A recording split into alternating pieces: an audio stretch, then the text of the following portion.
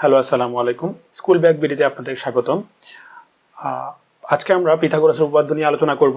তো এটা পিথাগোরাসের উপপাদ্য নিয়ে করতে গিয়ে আমাদের পিথাগোরাস সম্পর্কিত কিছু ধারণা আমাদের নিতেই হবে, কারণ পিথাগোরাস এই উপপাদ্যটা আমাদের পৃথিবীতে ভালোভাবে জনপ্রিয় করে তুলেছেন। তো যেটা আমরা জানি বইতে বা বিভিন্ন জায়গায় আমাদের তথ্য দেওয়া থাকে যে এই উপপাদ্যটি পিথাগোরাস প্রথম ধারণা দিয়েছেন, কিন্তু প্রকৃতপক্ষে এই ধারণাটি পিথাগোরাস দেননি। কারণ পৃথিবীতে পিথাগোরাস এই উপপাদ্য সম্পর্কে ধারণা দেওয়ার আগেই অনেক আগ থেকেই এই উপপাদ্যটির বিভিন্ন দেশে ধারণা প্রচলিত ছিল। তার মধ্যে যদি আমরা বলতে চাই, মিশরের নাম বলতে পারি। মিশর পিথাগোরাসের এই উপপাদ্যটি আগে থেকেই জানতো, মিশরের দেশের বিভিন্ন গণিতবিদগণ, এবং এর সাথে চীনের গণিতবিদগণও এই সম্পর্কিত ধারণা রাখতেন। চীনে এই ধারণাকে বা এই উপপাদ্যটিকে বলা হতো গৈজু থিওরিয়াম, মানে গৈজু থিওরি। তো এই ক্ষেত্রে আমরা যদি বলতে যাই তাহলে বলতে পারি যে পিথাগোরাসই এই সম্পর্কে ধারণা দিয়েছেন তা সত্য নয়। তবে হ্যাঁ, পিথাগোরাস এই উপপাদ্যটি বিশ্ব দরবারে বা আমাদের কাছে ভালোভাবে উপস্থাপন করেছেন, প্রমাণ করেছেন। তিনি এই উপপাদ্যটিকে তিনটি উপায়ে প্রমাণ করেছেন। প্রথমত উনি দুটি সমকোণী ত্রিভুজের ক্ষেত্রে প্রমাণ করেছেন, তারপরে দুটি সদৃশ্যকোণী ত্রিভুজের ক্ষেত্রে প্রমাণ করেছেন, এবং বীজগণিতিক উপায়ে প্রমাণ করেছেন। আজকে আমরা তিনটি উপায় নিয়ে আলাপ করতে না পারলেও প্রথম উপায়টি নিয়ে আলাপ করব। তার মানে তিনটি বিকল্প আছে। তো তিনটি বিকল্প প্রমাণের মধ্যে আমরা প্রথম বিকল্প প্রমাণটি নিয়ে আজকে আলোচনা করব। চলুন আজকে আমরা ক্লাসটা শুরু করি।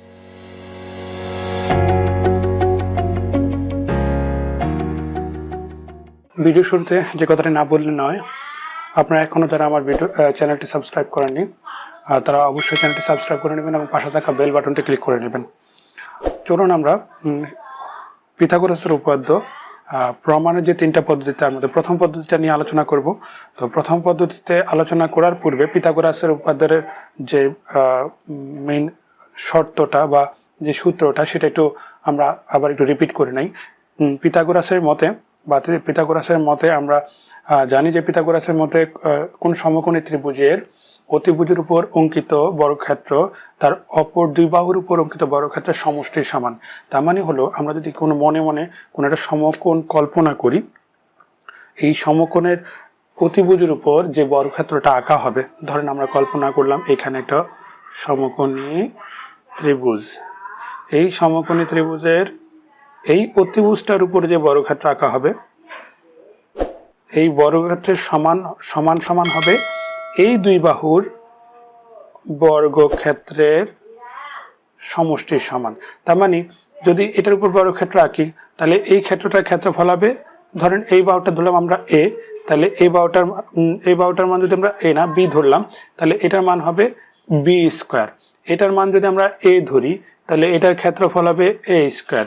এটার মান যদি আমরা সি ধরি, এই ক্ষেত্রফলের মান হবে সি স্কোয়ার। তাহলে আমরা পিথাগোরাসের মতে লিখতে পারি যে অতিভুজ স্কোয়ার ইকুয়াল টু ভূমি স্কোয়ার প্লাস লম্ব স্কোয়ার, সি স্কোয়ার প্লাস এ স্কোয়ার। তাহলে পিথাগোরাসের শর্তটা কি দাঁড়ায়, যে অতিভুজ স্কোয়ার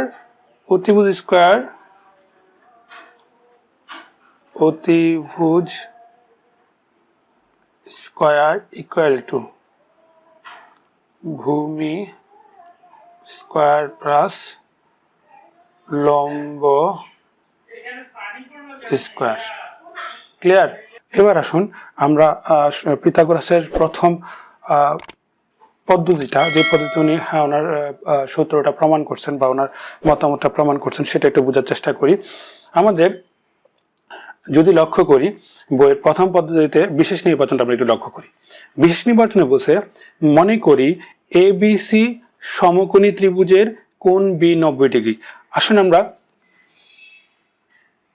চিত্রটা বিশেষ নির্বাচনের সাথে সাথে এঁকে ফেলি। আর উপাদ্য ভালো করে মুখস্থ রাখার বা ভালো করে পারার একমাত্র উপায় হলো আমাদের চিত্র এঁকে নেওয়া। আসেন চিত্রটা এঁকে নেই। বলছে ABC একটা সমকোণী ত্রিভুজ। এই যে ABC সমকোণী ত্রিভুজটা এঁকে নিলাম, এটার নাম ABC। বলা আছে ABC একটি সমকোণী ত্রিভুজ, তার কোণ বি হলো 90 ডিগ্রি। তার মানে এই বি কোণটা হলো 90 ডিগ্রি এবং এ বি এসি সমান সমান মানে এই বাহুটা সমান সমান বি এবং এ বি সমান সমান সি এবং বিসি সমান সমান এ। তার মানে হলো এখানে এসি বাহুর দৈর্ঘ্য হলো বি আর এবি বাহুর দৈর্ঘ্য হলো সি এবং বিসি বাহুর দৈর্ঘ্য হলো এ। এখন আমাদের প্রমাণ করতে হবে, কি প্রমাণ করতে হবে? যে অতিভুজ স্কয়ার, তার মানে হলো AB square AC square equal to লম্ব স্কয়ার মানে AB square plus BC square. আচ্ছা, তাহলে যদি আমাদের দৈর্ঘ্যগুলো দেওয়া আছে, যে বাহুগুলোর দৈর্ঘ্য দেওয়া আছে সেই অনুযায়ী লিখি, তাহলে হবে কি? এসি মানে হলো বি, তাহলে B square equal to AB মানে হলো C, C square plus BC মানে হলো এ, এ স্কয়ার। তাহলে পিথাগোরাসের সূত্রে আমরা এটা প্রমাণ করব যে প্রত্যেকটা বাহু অতিভুজের উপর স্কয়ার করলে তার অপর দুই বাহুর স্কয়ারের সমষ্টির সমান হবে অতিভুজটা। আচ্ছা, তাইলে আসো এবার আমরা অঙ্কনে যাই। অঙ্কনে আমাদের কি বলছে? অঙ্কনে বলছে বিসি কে, এই যে বিসি রেখাটা আছে, এই যে বিসি রেখাকে আমরা ডি পর্যন্ত বর্ধিত করব।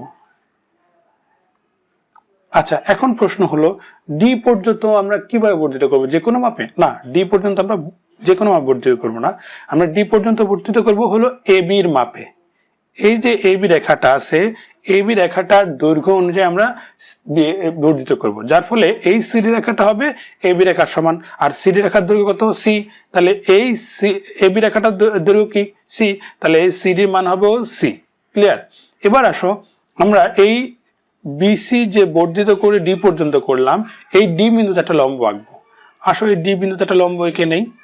এখন আবার একই রকম প্রশ্ন আমার মাথায় আসতে পারে যে স্যার ডি পর্যন্ত ডিতে একটা লম্ব আঁকবো, এই লম্বটা কতটুকু লম্ব আঁকবো, কতটুকু লম্বা হবে বা দৈর্ঘ্য কতটুকু হবে? আন্দাজ মতো না, আন্দাজ মতো না। আমরা আঁকবো হলো এই যে বিসি বাহুর সমান করে ডি রেখাটা, ডি লম্বটা আঁকবো। এখানে এই বিন্দু নাম দিলাম ই। তাইলে আমাদের দাঁড়ালো কি? যে বিসি সমান ডিই। তাহলে এই বিসির মান যদি এ হয়, ডি এর মান ও একই হবে। আমরা যদি প্রথম ধাপে লক্ষ্য করি, অঙ্কনে যদি আমরা লক্ষ্য করি, দেখো আমাদের বলছে সিডি সমান সমান এ বি সমান সমান সি, তার মানে সিডিটা এ বির সমান হবে। আবার ডি বিন্দুতে এই যে বিসির উপর, ডি বিন্দুতে বর্ধিত বিসি এর উপর ডিই লম্ব আঁকবো। সেই ডিই লম্বটা দেখো, ডিই সমান সমান বিসি ইকুয়াল টু এ, তার মানে এই বাহুটার হলো বি। এরপর লাস্ট আমরা কি করব? এই সিই যোগ করব এবং এই যোগ করব। তাহলে আমাদের অঙ্কন শেষ। এখন আসো আমরা প্রমাণে যাব। প্রমাণের ক্ষেত্রে আমরা যদি লক্ষ্য করি, প্রথম ধাপে আমাদের কি বলছে? ত্রিভুজ এবিসি ও ত্রিভুজ সিডিইএ, তার মানে এই দুইটা ত্রিভুজে দেখো বলছে এবি সমান সিডি। আমরা এই ত্রিভুজের এবির সমান করে অলরেডি সিডি কিন্তু আঁকছি, তার মানে হলো এই বাহুটা সমান হবে। আচ্ছা, দেন হলো বলছে হলো বিসি সমান ডি, আমরা এই বাহুটা সমান করে এটা আঁকছি, তার মানে এই দুইটা ত্রিভুজে এই দুইটা বাহু কিন্তু সমান। আর আমরা যদি লক্ষ্য করি, আমাদের বিশেষ নির্বাচনে আমরা বলে দিছি কোণ বি হলো 90 ডিগ্রি। ঠিক আছে কি? আর অলরেডি যেহেতু ডি বিন্দুতে আমরা লম্ব আঁকছি, আর লম্ব মানেই তো 90 ডিগ্রি, যে কোনো লম্বই কি 90 ডিগ্রি হবে। তাহলে এই কোণটার মানও 90 ডিগ্রি। তাহলে এই দুইটা ত্রিভুজ আমরা কি কি মিল পাইছি? দেখো, ত্রিভুজ এ বি সি ও ত্রিভুজ সি ডি ই এ আমরা কি কি মিল পাই? এ বি সমান সমান হয় সিডি আর বিসি সমান সমান হয় ইডি বা ডিই, তোমরা যাই লিখো। ওরা বইতে ইডি লিখছে, তো আমরা ইডি লিখবো। ওকে, এই দুইটা বাহু সমান পাই। দেন পাইছি কোণ, এই কোণটা কোণ এ বি সি সমান সমান কোণ সি ডিই, এই দুইটা কোণ। আর আমরা জানি সর্বসম শর্ত অনুযায়ী কোন দুটি ত্রিভুজের দুটি বাহু ও একটি কোণ সমান হলে ত্রিভুজটি সর্বসম। তার মানে আমরা বলতে পারি ত্রিভুজ এবিসি সর্বসম ত্রিভুজ সিডিই। তোমরা জ্যামিতিক সাইনগুলো অবশ্যই মাথায় রাখতে হবে। জ্যামিতিক সাইনগুলো যদি তোমরা না জেনে থাকো, না বুঝে থাকো, তো আমি উপরে আই বাটনে একটা ভিডিও লিংক দিয়ে রাখবো, তোমরা ওই ভিডিওটা দেখে সাইনগুলো নিয়ে আবার রিভিশন করতে পারো অথবা মনে করতে পারো। এবার আসো আমরা পরের ধাপটায় যাই। পরের ধাপে আমরা কি প্রমাণ করবো একটু খেয়াল করে দেখি। পরের ধাপটা যেহেতু আমরা এই ত্রিভুজটি সর্বসম প্রমাণ করার কারণটা হলো, আমরা এই ত্রিভুজটি সর্বসম প্রমাণ করার কারণ হলো যে ত্রিভুজের সবগুলা বাহু সমান। তার মানে এই যে এবিসি বাহুর যে এসি বাহুটা, এই এসি বাহুটা সমান সিই বাহু।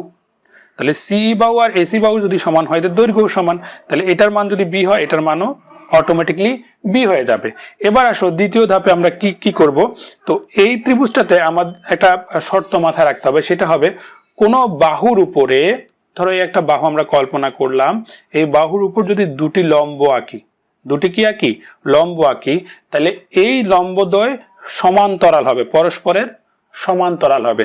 এখানে আমরা দ্বিতীয় ধাপে এই যে এবি বাহু এবং ডিই বাহু সমান্তরাল তা প্রমাণ করব। কিভাবে প্রমাণ করব? দেখো এখানে দেওয়া আছে আবার এবি লম্ব বিডি। এই যে এবিটা, এই এবি রেখাটা এই পুরা বিডি রেখার উপরে লম্ব। কারণ হলো এটা 90 ডিগ্রি কোণ উৎপন্ন, 90 ডিগ্রি কোণ, আর 90 ডিগ্রি কোণ যে কোনো বাহুই কি লম্ব হবে।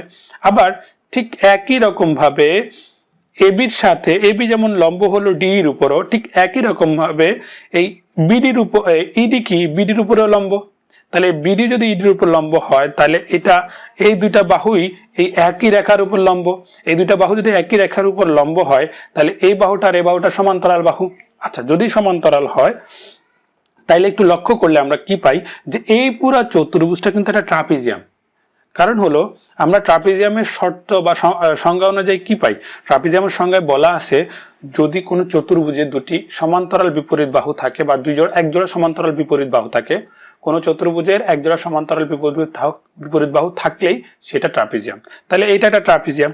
আচ্ছা, এবার আসো, যেহেতু এটা একটা ট্রাপিজিয়াম, এবার আমরা পরে যখন এই ট্রাপিজিয়ামটা কেন প্রমাণ করছে সেটা আমাদের কাজে আমরা দেখব। এবার আসো তৃতীয় ধাপে।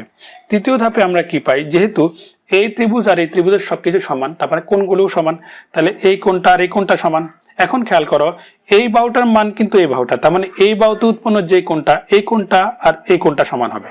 আবার এই বাহুটার সমান করে কিন্তু এই বাহুটা আঁকা, যার ফলে এই বাহু সমান, তাহলে এই বাহুতে যে কোণ উৎপন্ন হয় সেই কোণটা এই কোণটা সমান। ক্লিয়ার? তাহলে আমরা একটু লক্ষ্য করি, আমাদের একটা ছোট জিনিস মাথায় নিতে হবে, সেটা হলো আমরা জানি ত্রিভুজের তিন কোণের সমষ্টি 180 ডিগ্রি।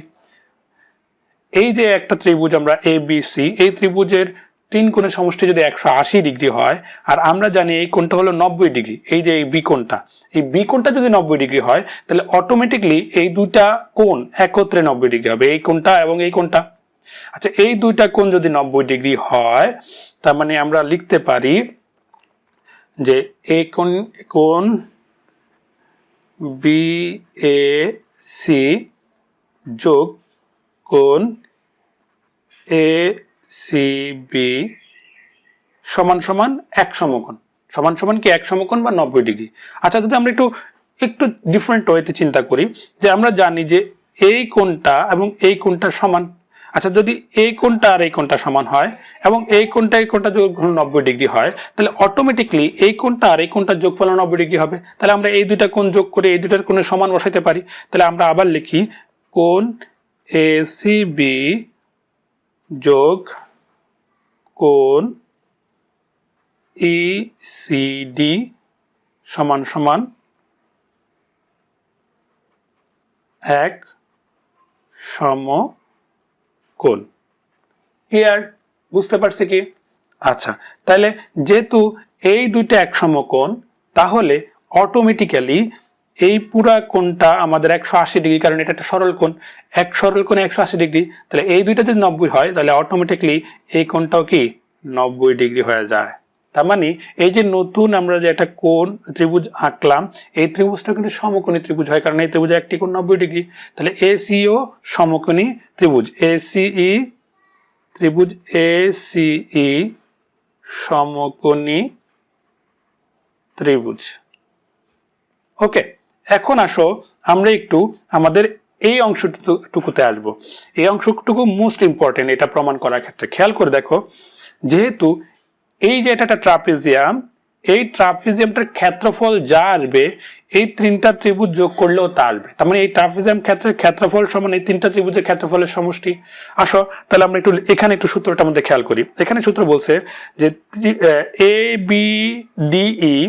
ABDE ট্রাপিজিয়াম ক্ষেত্রের ক্ষেত্রফল সমান সমান ত্রিভুজ ক্ষেত্র ABC, ত্রিভুজ ক্ষেত্র CDE, ত্রিভুজ ক্ষেত্র ACE। তার মানে হলো এই ট্রাপিজিয়ামের ক্ষেত্রফল যা হবে এই তিনটা ত্রিভুজের যোগফলও তাই হবে। আসো এবার আমরা পরের অংশ একটু খেয়াল করি। আমরা জানি এই যে যথার্থতা, এই যথার্থতা আমরা খেয়াল করি, ট্রাপিজিয়াম ক্ষেত্রের ক্ষেত্রফল সমান সমান হাফ সমান্তরাল বাহুদ্বয়ের যোগফল গুণ সমান্তরাল বাহুদ্বয়ের মধ্যবর্তী দূরত্ব। তার মানে হলো হাফ ইন্টু এই সমান্তরাল বাহু দুটির যোগফল এবং এই বাহু দুটির মধ্যবর্তী দূরত্ব। এবার আসো আমরা ট্রাপিজিয়াম ক্ষেত্রফলের সূত্রটা বসাই। ট্রাপিজিয়াম ক্ষেত্রফলের সূত্র হলো প্রথমে হাফ থাকলো, হাফের সাথে সাথে কি হলো এর মধ্যবর্তী দূরত্ব দিলাম গুণ মধ্যবর্তী দূরত্ব কি BD। কারণ আমরা সবসময় দূরত্ব মাপি হলে দুটি সরাসরি ভাবে ঘুরায় পেঁচায় না। তার মানে এটা সরাসরি দূরত্ব, এটা কিন্তু না, কারণ এটা বাঁকা। মধ্যবর্তী দূরত্ব BD সমান সমান এই দুটি ইন্টু গুণ এই দুটি বাহুর যোগফল। তাহলে আমরা গুণ AB, এই AB এবং এই ED, মানে হলো এই AB বাহুটা এবং এই ED বাহুটার যোগফল। এবার আসো আমরা এই প্রথম ABC ত্রিভুজের ক্ষেত্রফল মানে এই ত্রিভুজটার ক্ষেত্রফল নেব সমান সমান হাফ। আমরা জানি ত্রিভুজের ক্ষেত্রফলের সূত্র কি, হাফ ইন্টু ভূমি ইন্টু উচ্চতা। তাহলে আমরা লিখে নেই প্রথমে প্রথম ত্রিভুজের ক্ষেত্রফল মানে এই ত্রিভুজটার half into AB into BC, half into লম্ব ইন্টু ভূমি। তাহলে লম্ব হলো AB, এই জন্য ওরা ডিরেক্ট AB না লিখে এবির জায়গায় শুধু এবির মানটা বসায় দিছে। এবির মান হলো C এবং BCর মান হলো A। তাই আমরা হাফ ইন্টু লম্ব ভূমি ইন্টু উচ্চতা, তাহলে হাফ ইন্টু ভূমি হলো A আর উচ্চতা হলো C। ঠিক পরের ধাপে এই ত্রিভুজের ক্ষেত্র ইন্টু হাফ ইন্টু, কারণ এখানেও বাহু দুইটার মান হলো A আর C, তাহলে হাফ ইন্টু AC। আবার এই ধাপটা যদি আমরা আসি তাহলে এখানে হাফ ইন্টু লম্ব ভূমি হলো দুইটাই B, half into B square. এবার আসো এই অংশে যদি আমরা লক্ষ্য করি এখানে এই যে বিডিটা, এই বিডিটার মধ্যে দুইটা অংশ কিরকম, প্রথম হলো BC তারপর হলো CD। BCর মান হলো A আর CDর মান হলো C। এই জন্য ওরা কি করছে এই বিডিকে এই দুইটা বাহুতে বসায় নিছে। এই জন্য বিডিকে লিখছে BC plus CD, BC plus CD। পরের অংশটা যা আছে তাই রইলো। এখানে এসে আমরা কি করলাম, সবগুলাতে এই যে তিনটা ত্রিভুজের যে ক্ষেত্রফল আমরা লিখছি, তিনটা ত্রিভুজের ক্ষেত্রফলের মধ্যে প্রত্যেকটাতে হাফ আছে, যার ফলে এই হাফটা আমরা কমন নিয়ে নিব। আচ্ছা, হাফটা কমন নিলে আমাদের কি আসবে দেখো, যদি আমরা এই half AC plus half AC plus half B square করি, তাহলে প্রত্যেকটা থেকে যদি হাফ কমন নেই তাহলে আসবে কি, এখান থেকে AC থাকবে, এখান থেকে AC থাকবে আর এখান থেকে B স্কোয়ার থাকবে। দেন হলো হাফ এই দুইটার যোগফল, এই যে এখানে দেখো দুইটা বাহু AC, তাহলে এটা হবে কি 2AC এই দুইটা যোগ করে প্লাস B স্কোয়ার। এই যে এই লাইনটা খেয়াল করো কি, যে এই লাইনটা ব্যাখ্যা আমি করছি সেই লাইনটা এখানে। আচ্ছা, এখন আমরা খেয়াল করলাম যে এই দুই পাশে হাফ আছে, সমান চিহ্নের দুই পাশে হাফ আছে, সমান চিহ্নের দুই পাশে একই চিহ্ন একই পদ থাকলে সেটাকে কাটাকাটি করা যায়, বা একই বর্ণমালা বা একই সংখ্যা থাকলে আমরা সরাসরি কেটে দিতে পারি। তাই এটা এবং এটা কেটে গেল। এখানে হলো কি, যেহেতু BC এবং CDর মান আমরা বসাই দিতে পারি, তো BCর মান হলো A, CDর মান হলো C, তাহলে A প্লাস C। আবার এখানে AB আর D, যেহেতু AB আর D, ABর মান হলো C আর এই D এর মান হলো A। খেয়াল করো, আমরা যেহেতু দুইটাই প্লাস আকারে আছে তাই চাইলে সামনে পিছিয়ে করে রাখতে পারি, এই জন্য আমরা A প্লাস C লিখে নিলাম। আর এখানে হাফ যদি চলে কাটাকাটি হয়ে যায় তখন থাকে হলো 2AC প্লাস B স্কোয়ার। এবার আসো এই অংশটা আমরা খেয়াল করি, A প্লাস C দুইবার আছে গুণ আকারে, দুইবার গুণ করলে কি A plus C whole square হয়। তার মানে A plus C whole square কি A প্লাস B হোল স্কোয়ারের সূত্র হয়। তাহলে A প্লাস B হোল স্কোয়ারের সূত্র কি, যে A square plus 2ab plus B square, যার ফলে আমরা লিখতে পারি যদি এ হয় মনে মনে এ আর সি হয় মনে মনে বি, তাহলে এখানে আমাদের দাঁড়াবে হলো, ধরো এই অংশটা আমরা একটু খেয়াল করি, এই অংশটা আমরা এখানে খেয়াল করি, এই যে এখানে A plus C whole square, এই দুইটা গুণ করলে যেহেতু A plus C whole square হয়, তাহলে A plus C whole square সূত্র A square plus 2ac plus C square, আর এখানে 2ac আগের মতো যা আছে তাই। এরপর কি করছি আমরা, এটার পার্শ্ব পরিবর্তন করছি, মানে এই পাশটা একবার এই পাশে নিয়ে আসছে আর এই পাশটা ওই পাশে নিয়ে গেছে। এই পাশটা এই পাশে নিয়ে আসলে লাইনটা কি দাঁড়ায়, লাইনটা দাঁড়ায় হলো এরকম, দেখো খেয়াল করে, লাইনটা দাঁড়ায় হলো পার্শ্ব পরিবর্তন করলে 2ac plus B square equal to A square plus 2ac plus C square. তার মানে হলো এই পুরো পাশটা এই পাশে নিয়ে আসছে আর এই এই পাশের অংশটা ওই পাশে নিয়ে গেছি। এরপর আমরা কি করছি, এই পাশটাই শুধু বি স্কোয়ার রেখে, শুধু বি স্কোয়ার রেখে 2ac-টা ওই পাশে নিয়ে যাব।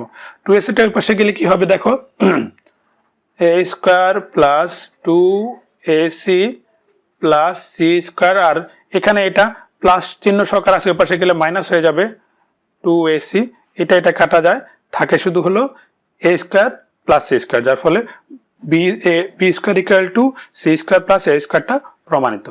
তাইলে আমরা খেয়াল করলাম যে আমাদের যে শর্তটা ছিল পিথাগোরাসের উপপাদ্য বা মতামতটা ছিল, সেটা কি ছিল, অতিভুজ স্কোয়ার ইকুয়াল টু ভূমি স্কোয়ার প্লাস লম্ব স্কোয়ার। দেখো আমরা যদি খেয়াল করি, বা লম্ব স্কোয়ার প্লাস ভূমি স্কোয়ার যাই বলি, আমরা যদি খেয়াল করি এখানে দেখো আমাদের যে প্রমাণটা চাইছে যে অতিভুজ স্কোয়ার, এই যে অতিভুজ স্কোয়ার ইকুয়াল টু এই যে লম্ব স্কোয়ার প্লাস ভূমি স্কোয়ার, আমাদের শেষ পর্যন্ত এটা প্রমাণিত হলো। তোমরা যদি কোনো অংশ বুঝতে না পারো তো আমাকে কমেন্টস করে জানাবা, আর যদি কোনো অংশ দেখো যে মিস হয়ে গেছে বারবার টেনে টেনে দেখবা একই জিনিস, আর ভিডিওটা যদি ভালো লাগে অবশ্যই শেয়ার এবং লাইক করবা। সবাই ভালো থেকো, আল্লাহ হাফেজ।